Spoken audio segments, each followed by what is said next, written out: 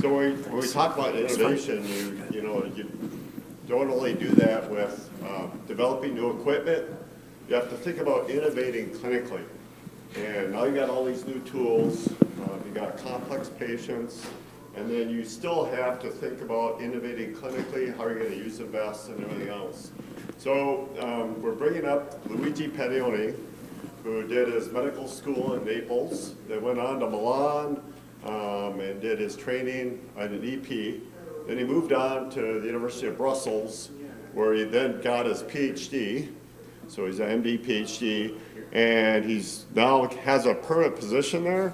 But we look at Doron and his innovative abilities to do that. Luigi is one of these people that, he's young, but he still has 100 publications. And these are new clinical applications of these really up-and-coming tools. He uses the FAIR system, but he uses other systems too. And so they're picking and choosing the best therapies, figuring out how they're going to use all these technologies. They have to be experts on them to treat the patient in the best way. So now we've gone from innovating the devices to innovating therapies. So I'm looking forward to Luigi's talk. So, dear Chairman, dear colleagues, thank you for having me here today. I'm Luigi Pannone. I'm from the University Hospital of Brussels in Belgium. I am a cardiologist by training. I'm an electrophysiologist. I did my PhD in Brussels. And I work on treating patients with mapping systems and catheter ablation for treatment of complex arrhythmias. So I will present about the use of mapping systems for the treatment of complex arrhythmias. After the excellent talk by Doron, now you know what is a cardiac arrhythmia, and you know how we can use mapping systems and catheter ablation to treat patients.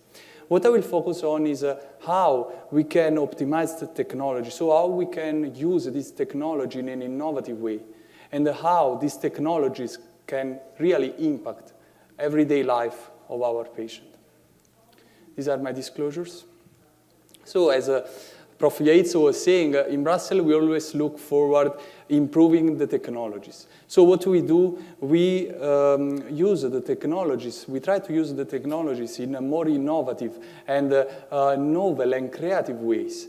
Just like Lillet did with his first pacemaker, putting it on a child. So all comes from a clinical issue, a clinical problem that we want to solve, and how the technology can help in an innovative and creative way to solve the clinical issue. So this is a technology that comes from Medtronic. This is a Cardio Insight vest. You see like a t-shirt, but actually each of that electrograms, each of that white spot are like ECG. So it's a technology that combines ECG with anatomy. So we can map in a non-invasive way. And what we did in Brussels, this is part of my PhD, we did mapping of ventricular fibrillation. Ventricular fibrillation is a very dangerous rhythm. People die from ventricular fibrillation. And we have a special population in Brussels, is Brugada syndrome. Brugada syndrome is associated with sudden death in young people. And they die of this arrhythmia. So what we did, we used the ECGI, and we looked at these patients. And what we found, so this is a ventricular fibrillation. So the patient is on the table, we do ablation, and the patient goes into VF. So we map the VF, and what we find? We find, as you can see on the left, a rotational activity. In the middle, we can find a focal activity, and on the right, irregular activity. So it means a disorganized activity of the electricity in the heart. And what we did, we used the photogrammetry. So again, you see innovative ways. So photogrammetry is something from engineering.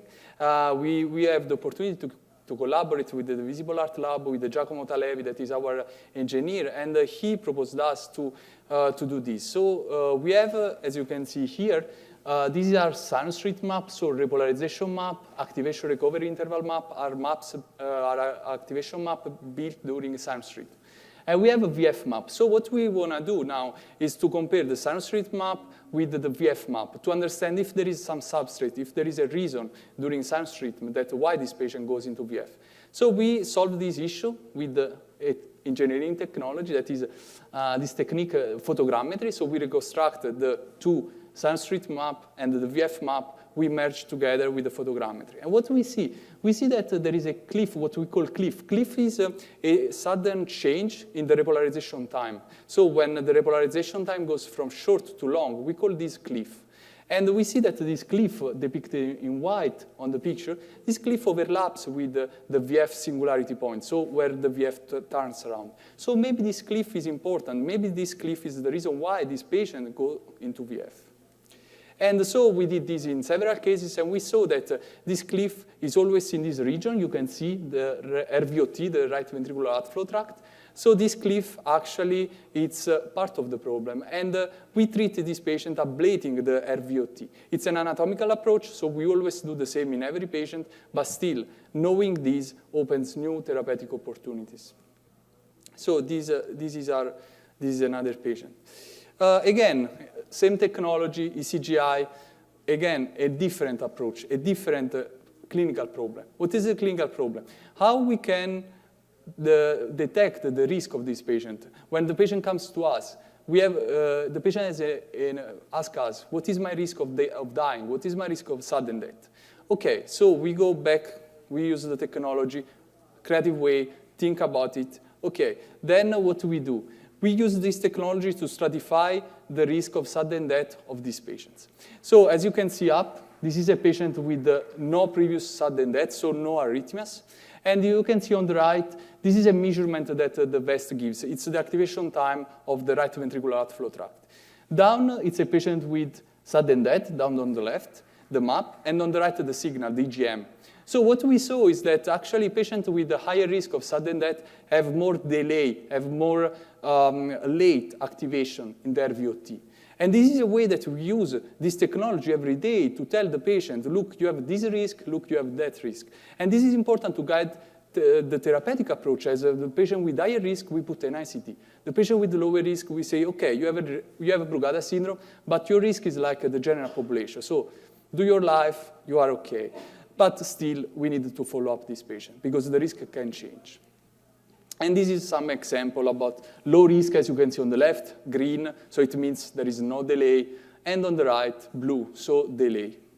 And this is also part of my PhD when we compared the CardioInsight ECGI with the invasive mapping, and we saw that actually the ECGI was a predictor of the activation time also on invasive mapping. So in the future, we will not need anymore an invasive mapping. We can do with the ECGI.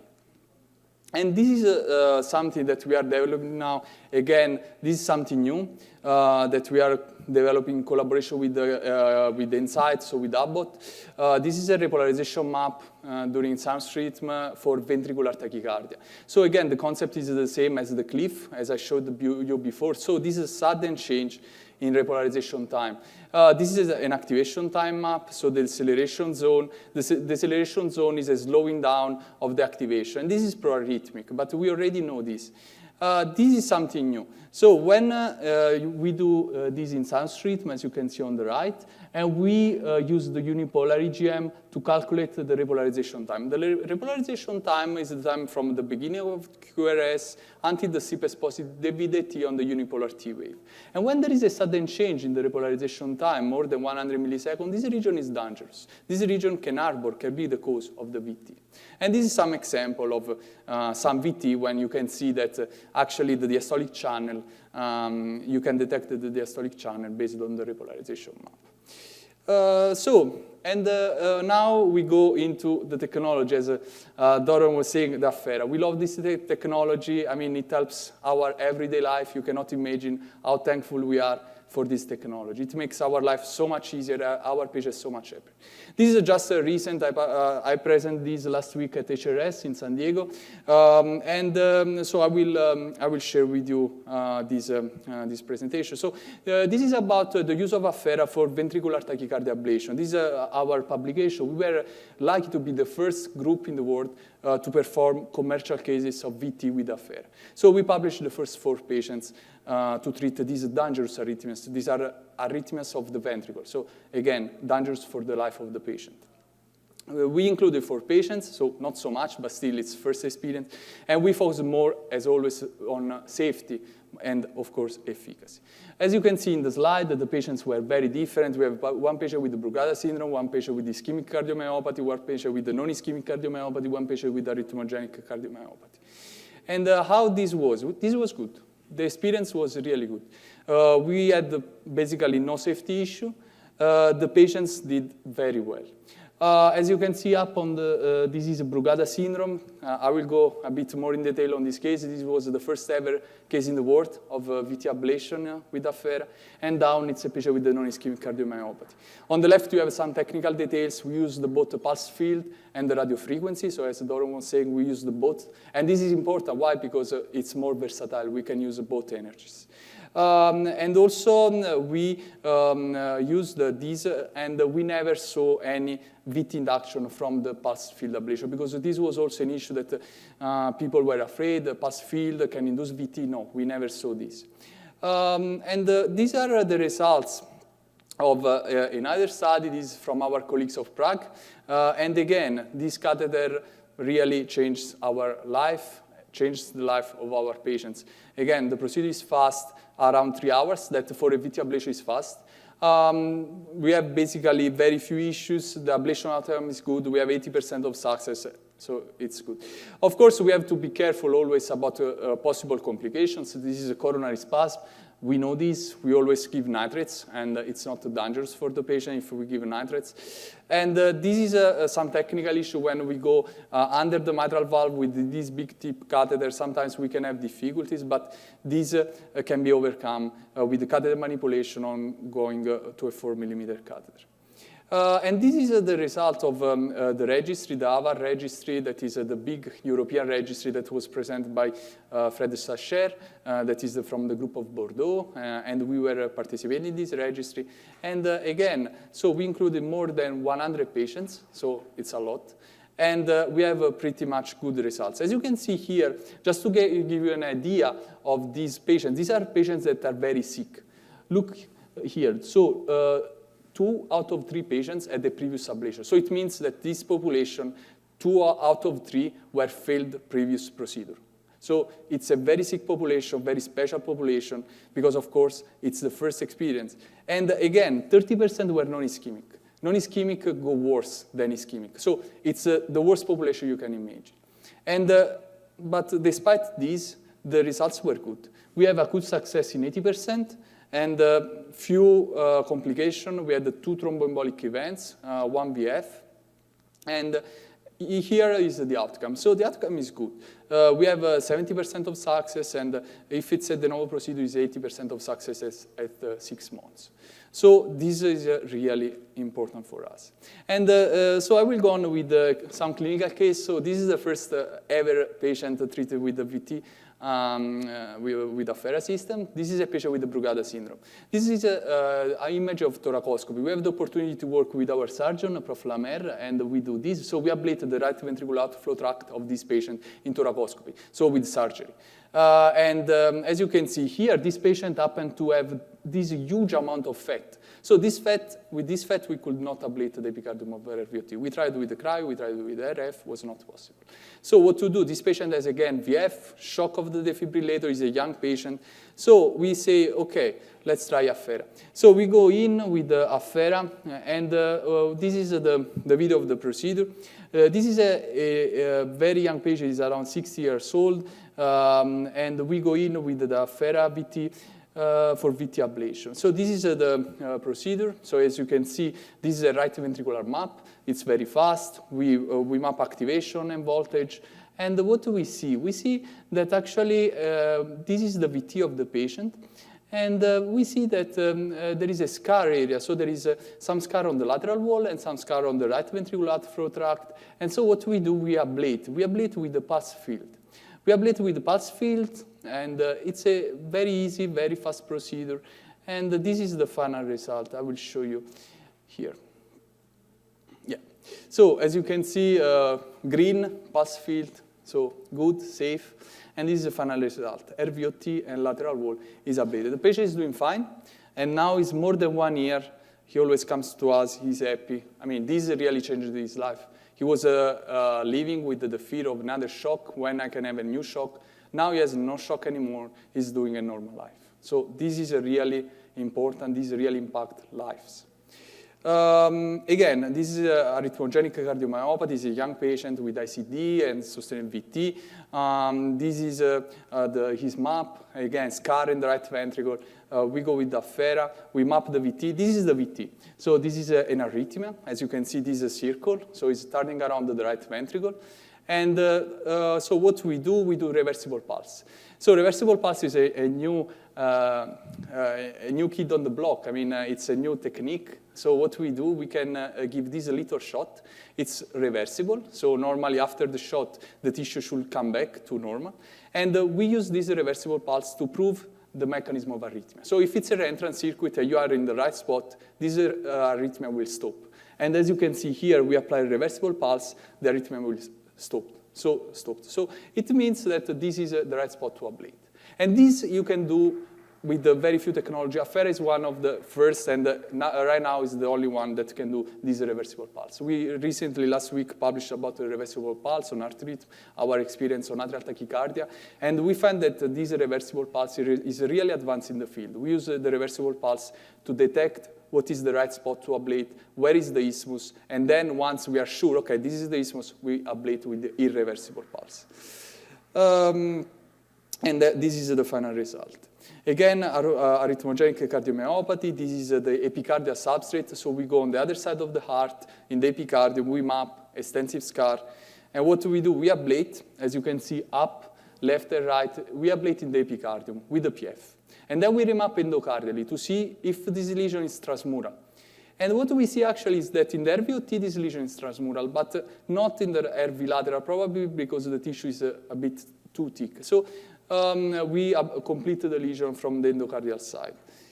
And so, of course, this is an early experience on sick population with the complex arrhythmias, but the results are really promising. And we have still limited data. We are still working on transmurality and the titration of both PF and RF. This is about the CardioInsight in VT. So we are now working on some case of co-registration of Affera plus CardioInsight. We did the first 2 cases in Brussels. And what we see here, this is an example of a patient with a ventricular tachycardia. You can see here focal spreading. So this is a VT, probably epicardial or intramural. We map, this is the left ventricular outflow tract, and this is Affera. So it's contact invasive mapping. And in the same patient, same day, same procedure, we have a CardioInsight. So we put both systems on. And what we see actually with the CardioInsight shows pretty much the same. It's something epicardial coming from the LVOT, from the summit, and is spreading around. So actually, CardioInsight is also quite good to detect where we should ablate, where we should go. And this is non-invasive. So maybe in the future, we can combine both mapping systems, something like endocardial mapping system, something epicardial mapping system, invasive, non-invasive. So this is what I envision as the future of VT ablation. And again, be creative. Think out of the box. What you can do more with the CardioInsight? We went to the atrium, and we assessed the atrial abnormalities in Brugada syndrome. Why? Because Brugada syndrome is associated with a slow conduction. Slow conduction is the same in the atrium and in the ventricle. So we say, okay, let's go to the atrium. Let's see what happens in the atrium. And indeed, there is a slow conduction. And we use the CardioInsight, so non-invasive. And we see that there is a slow conduction. There is an increased atrial conduction time. As you can see up the control, down the Brugada syndrome, the atrial conduction time is higher. But we expect this. And also here, as you can see on the left and on the right, so the transatrial conduction time is higher in Brugada syndrome. And after Ajmalin, that is a drug that we give that blocks the sodium channel, of course it's higher. But what is more important for us is, can we predict the risk of atrial arrhythmias in this patient using the CardioInsight?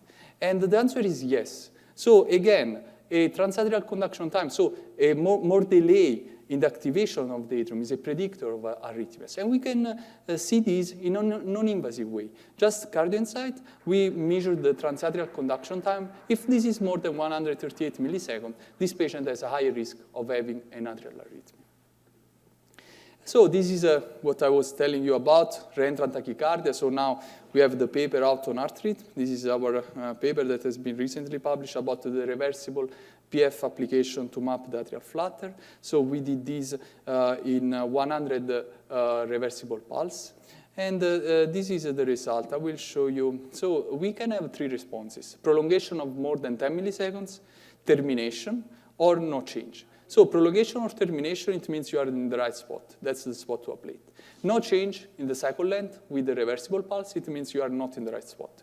But it doesn't matter because you give a reversible pulse, so it will go back. I mean, it will come back to normal. And this is some examples. So as you can see here, this is a Affera map. This is a right atrial map. It's a right atrial macro reentrant tachycardia. And what you do a reversible pulse, as you can see down there, and the tachycardia prolongs. So the cycle length increases. So it means you are in the right spot. Here, reversible pulse again, tachycardia stops. Okay, we are in the right spot. We can ablate there. And so we have 21 patients, 100 reversible pulse. We have a very high specificity, so it means that if you are in the right spot, you give a reversible pulse, it stops or prolongs, you are sure you are in the right spot. But it's not true the opposite. It means that sometimes you are in the isthmus, but doesn't prolong or doesn't terminate. And this is maybe because the isthmus is too thick, like in the mitral valve, in the tricuspid valve, or the isthmus is too big. The Affera is 9 millimeter, sphere 9. And this is about our research. So we are working now on titration, on also on triggering based on ECG, and on different arrhythmias and clinical scenario.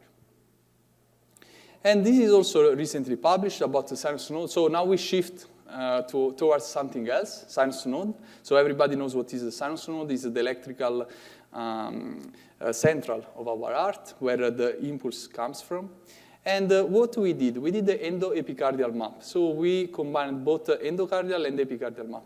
And this that I show you, it's the first endoepi map with Affera in thoracoscopy. So this was done by the surgeon. So I did the endocardial part, and the surgeon did the epicardial map. And it was thoracoscopy. So thoracoscopy is really challenging because why? The surgeon put air in the thorax. So it's challenging to map. A lot of systems fail because of the impedance. But Affera has magnetic tracking, so as you can see, it's perfectly overlapping. It's very nice. And so this is the result with the EnSight mapping system. We did the endoepicardial map, and this is the result. So the epicardium activates before the endocardium, and we also saw that there is this new sign that we describe. It's the bipolar EGM reverse polarity that can help you to detect the sinus node. It's based on the EGM. And also the SVC sleeves are shorter in older patients and are longer in young patients. And this is about our collaboration with the Visible Art Lab. I have the pleasure and the honor to collaborate with the Visible Art Lab, with our team, and Prof. Iaizzo, and especially Neil Duong. So what we are doing now, so in the Visible Art Lab, they do 3D reconstruction of the fibers of the heart, as you can see here. So they are doing a really pioneeristic job on mapping the fibers, orientation of the heart, both in the atrium and in the ventricle. We are really interested in this. So what we are doing now in Brussels, we are trying to do peak frequency map with EnSight. So EnSight is this mapping system from Abbott. And what we can do with this is that we can select the frequency of the signal. So you map, you have a beautiful EGM, you have a beautiful signal, and you can select the peak frequency. So you do the Fourier transform, and you select the highest frequency. And then you can emphasize. This is called the emphasize map. So it means that you select only the regions that have a certain peak frequency. And in this case, we go for a peak frequency band. It means we select only the EGM that have a frequency between 350 and 450 hertz. And what we see, if we select this high frequency band, this high frequency tissue, we can select the sinus node, the conduction system, and the Bachmann bundle. This in yellow is the Bachmann bundle. And this is very important. Why? Because we want to pace in the future in this area, because this is physiological. This is how it should be, how it's natural. And the way we can select, we can see with the peak frequency this region, it's really important for us. Again, this is a nice case because we map both left and right atrium. As you can see, the red arrow, it's the sinus node with the peak frequency, so it's a high frequency. And in yellow, you see the Bachmann bundle. So the Bachmann bundle is going from the right atrium that is on the left to the left atrium that is on the right. And this is also interesting because the same patient went to junctional rhythm during the procedure. So we perform again a new map, but in junctional rhythm. So junctional rhythm means that the stimulus comes not from the sinus node, comes from the AV node. So in white, you can see the AV node is selected, so it's highlighted by the high frequency, and the Bachmann bundle in yellow going up to the left side. So this works. This is good for mapping the conduction system, to map the AV node, the sinus node, and the Bachmann bundle. In conclusion, so Affera mapping system is easy and quick. Affera ablation has an excellent safety and efficacy profile. Reversible pulse can have an impact on arrhythmia diagnosis and therapy. Affera can block an epicardial connection. So what we see is that Affera, it's really transmural in the atrium. And the CardioInsight is useful in risk stratification of Brugada syndrome. It's useful to guide the ventricular tachycardia ablation in a non-invasive way. And probably CardioInsight and Affera integration is promising and merits further investigation. Thank you.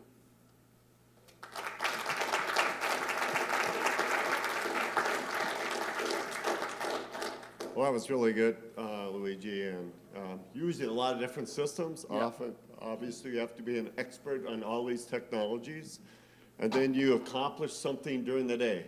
Yeah. You have this unique case, you did a unique procedure, then how do you relate that to all your colleagues? I mean, I think the engineers of the room want to know how the clinical information is relayed amongst colleagues. Yeah, sure. No, for sure, it's very important to have the engineers on board with us. And actually, we also have a department of bioengineering that work with us because it's very important, the interaction between the physician and the engineer. For us, it's important during the procedure to know what we are looking for. So that's why, especially in electrophysiology, we really look forward engineers that can understand our procedures, can understand electrophysiology, and we also train a lot of them in Brussels. So they come to us, we give lectures about basic EP mapping system so that we are both on the same side, and this is very important for us. Because in addition to that question, how do you tell your colleagues, your clinical colleagues, of the success of the day? Yeah, sure. Yeah, that's very, very important for us. We have a daily meeting with my colleagues, and we always discuss the most interesting cases on a daily and a weekly basis. And that's important to, of course, to celebrate success, but also to assess complications, because complications happen, it's part of our life.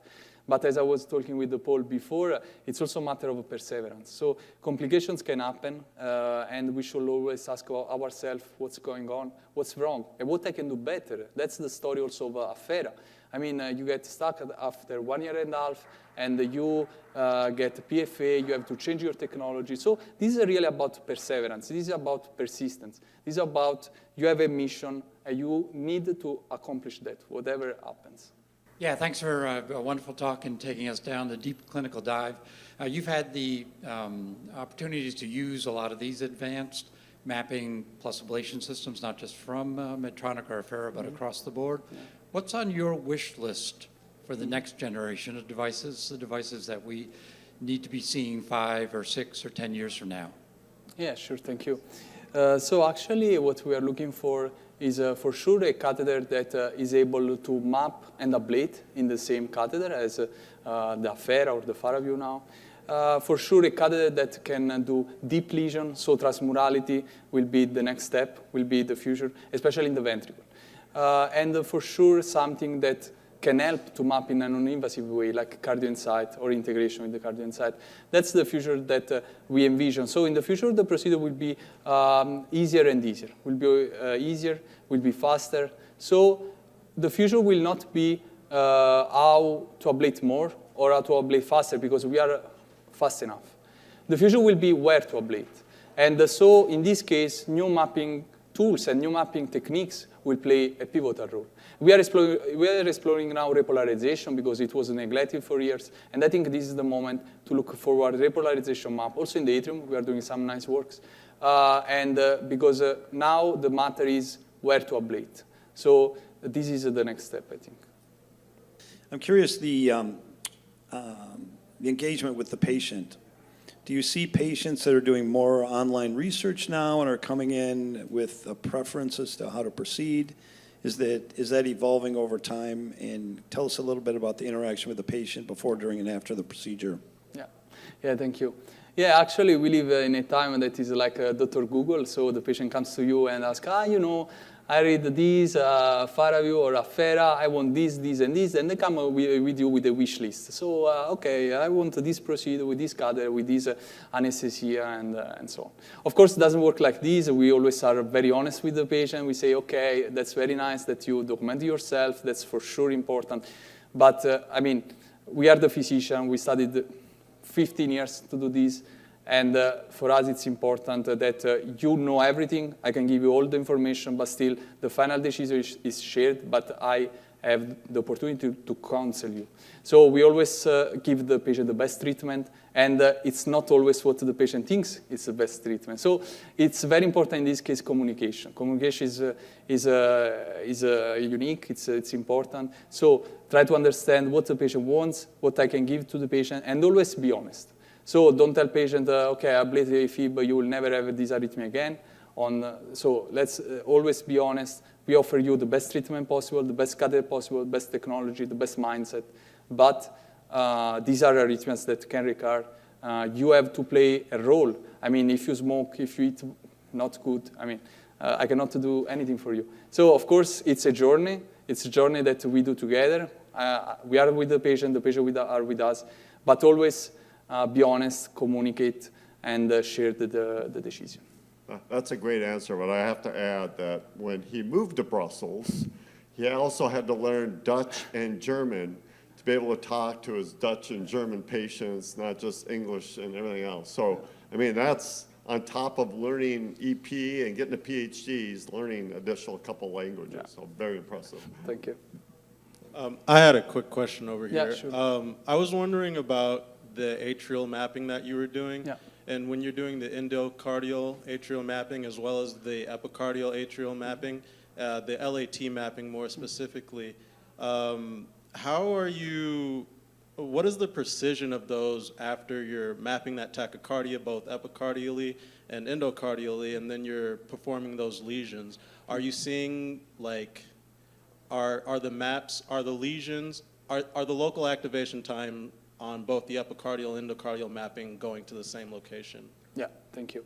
Yeah, actually, this is a good question because we were also wondering if we had this concordance, if the activation map was overlapping. And the answer is yes. So with Affera, for example, we mapped these cases. We did the endo-AP sinus node mapping, and with the thoracoscopy, so we could see with the scopy where is the sinus node. The surgeon can tell you, look, this is a sinus node because I see it. I see the sinus node artery, I see it. And so we were sure that we were on the sinus node epicardially and endocardially, and the answer is yes, the activation time is concordant. So the earliest spot on the epicardium is the earliest spot on the endocardium. And we were really impressed about this, yes. So, we have 10 minutes left. You had a chance now to hear the engineering and the clinical. So let's bring Doron back up because the questions could go either way. And, maybe you have a question for either of them now that you've come up with. So when you guys were developing this catheter, like the Affera catheter, did you ever envision it being used in the epicardial space like it has been used? No, I would say, I think certainly what Luigi is describing, and by the way, some of this is the first time I'm seeing, I'm kind of blown away. So, yeah, it's kind of like you design a car for one racetrack, and this is taken in a very different one. But I think it's beautiful, and it's also a bit of a testament to, there's sort of unmet needs in those areas, right? So, they're given a tool, and they have a patient that needs a therapy, and they're trying to do the best by the patient. So, I give you a long answer. We dabbled in it a little bit, but we just didn't have bandwidth to do it, and we didn't really imagine what it would be like. It works. Yeah, so it's amazing. No, a lot of things he was showing, it's kind of looking into the future.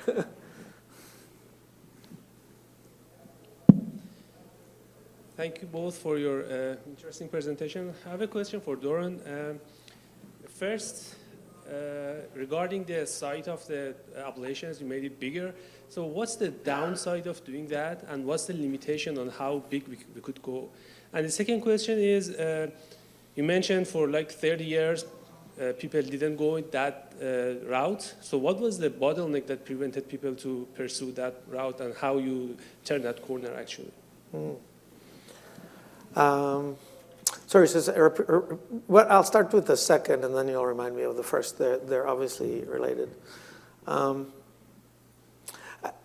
think, again, that's why I tried to describe it as a bit of an evolution. So the field started treating very focal arrhythmias like AVNRT and WPW. These are ones where you just ideally do one dot or a few dots in an area and you're done, right?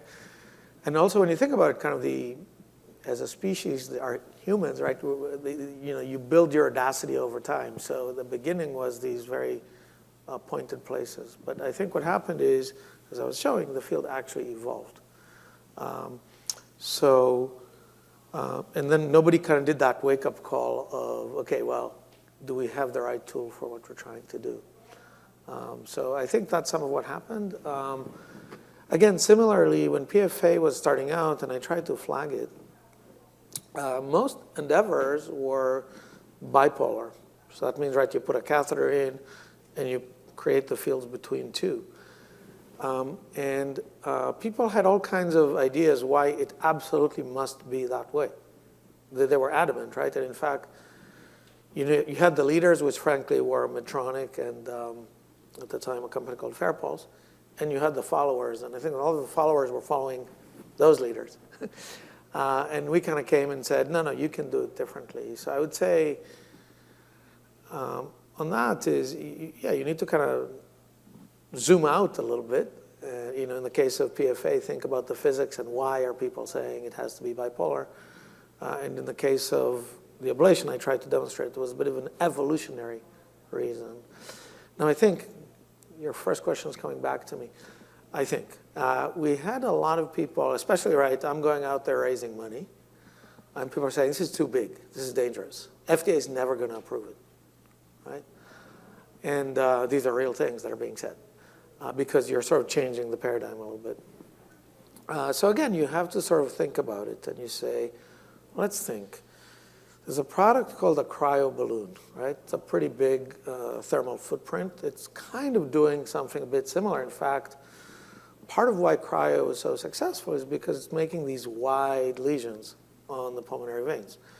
So, hey, that's an example where that's okay. Also thinking about, you saw the lesion sets that I showed. So it's not like you do one application. You do a lot of applications. So by the time you're done, don't tell me you've made this like surgically small line. You've actually you've done a lot. So you just, again, you have to sort of think about that. What's too much?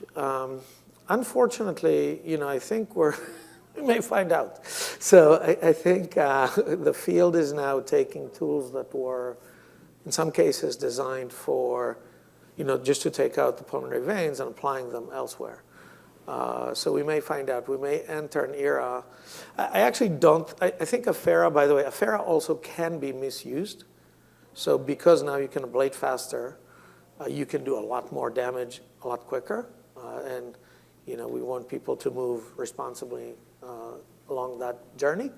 I think sometimes you see misapplication, but it doesn't feel that, again, Affera more ends up looking like what you would have done anyway with the focal tools, except it would have been a lot more time for you to do. But again, there will be a time. I think it'd be good to ask Luigi the same thing then.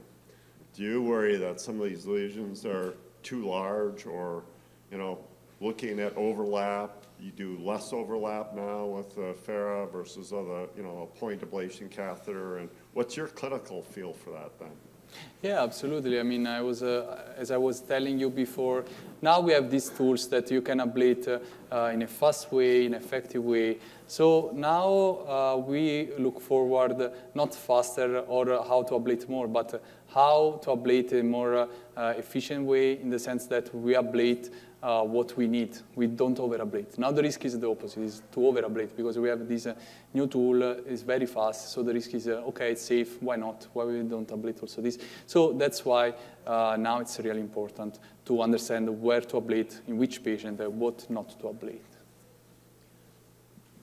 I just wanted to add on to that topic real quick. So what are your thoughts on, so you use the Affera epicardially as well, and so, but it's still, what are your thoughts about, and this might go into the same topic of over-ablating, but the struggle right now is not getting deep enough to get the necrosis needed. So if it were a bigger pad or a bigger spot, is the danger over-ablating, or could you still do that and just, whether it's cryo or pulse field, you know, almost like a pad-like epicardially? Would that, what are your thoughts on that, or what would your concerns be on that? Yeah. So actually, in the epicardium, we only use PF of course. And no, in the actually epicardium means VT ablation. VT ablation, we are always concerned about over-ablating, because of course you can have a sudden deterioration of the left ventricle function, and also of the right ventricle, because of the stunning with the PF. So what we do now in the left ventricle, we ablate with the radiofrequency first to avoid this stunning with the PF. In the right ventricle, we ablate usually with the PF first, and then we ablate with the RF on top of PF, or the opposite, PF on top of RF. Why? Because there are data that suggest that if you combine both, so you do both PF and RF, the lesion is deeper. So now that's our approach. RF first in the left ventricle, PF first in the right, and then complete with the opposite energy. To answer your question, of course, now depth is the next step. So what we need now is transmurality. We know that the lesion is big enough, that's not a problem. And for the ventricle, it's big enough. It means it's not too small, it's not too big. Now the next step, the unmet need, is transmurality. Because we know that if it's RVOT, we are transmural, we are fine. But if it's thicker, no, we need more than that. But I mean, the engineers know, and they're working on it. Well, I think we should finish up. This was fantastic. I'm sure we could go for another hour asking these two experts their opinions and thoughts on their careers and stuff, but lunch is waiting, so we'll go over to McNamara and have our keynote speaker there for lunch. So thank you very much again. Thank you, the speaker. Thank you.